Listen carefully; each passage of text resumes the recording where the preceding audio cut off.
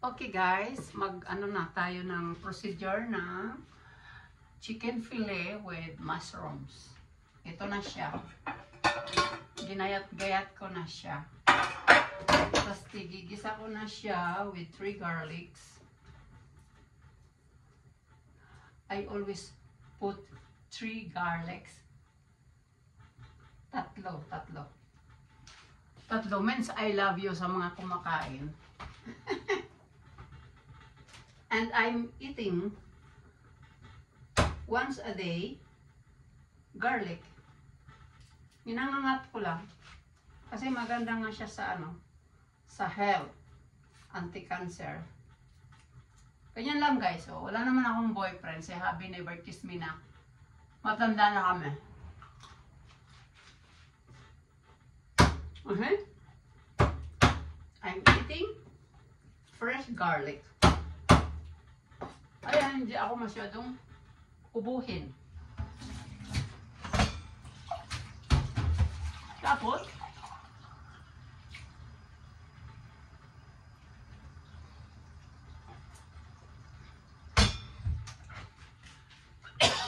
naubo ako sa niya, sa anghang. Water agad.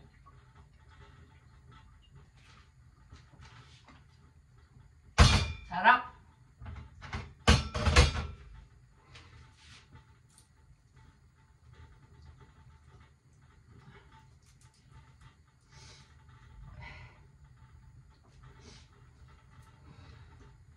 Wait lang guys ha, hindi ako makapagsalita.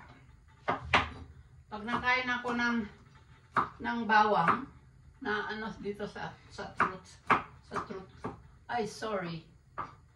Knife ang ninano ko sa throat ko. I'm sorry. Baka bawal yun.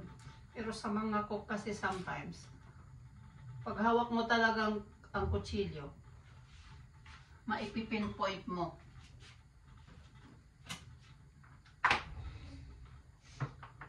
Of course, olive oil.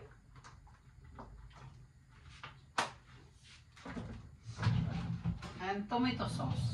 Yun lang ang ingredients ng No more salt anymore. And always 1 onions. Sorry sa Philippines, mahal ang onions. Kaya, when I saw cooking someone in the Philippines, ang liliit, tinitipid. Myself, no, because the onions is, ang sarap siyang nakakapagpasarap.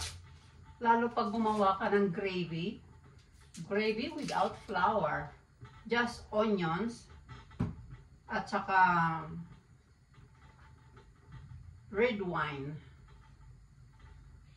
Kasi yung red wine yun ang nakakapag dark niya. Dark. Salt lang yun. Pag gumawa ko ng gravy. Tsaka kung anong binake, kung beef or chicken, yun, yung katas nun, nung pag-bake mo.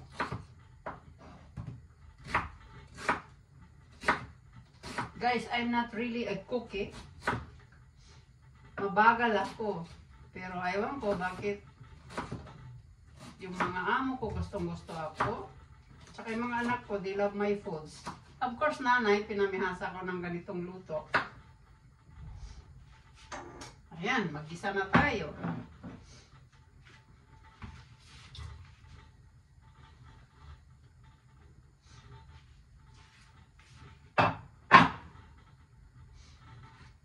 All together yan guys.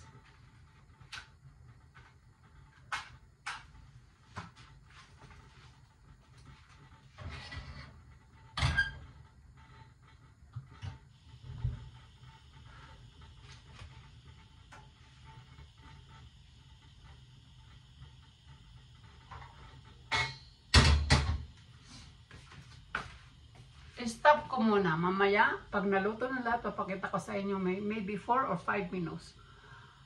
I'm thinking just 4 because Friday hubby is holiday and day off and they're 3 eating in the restaurant.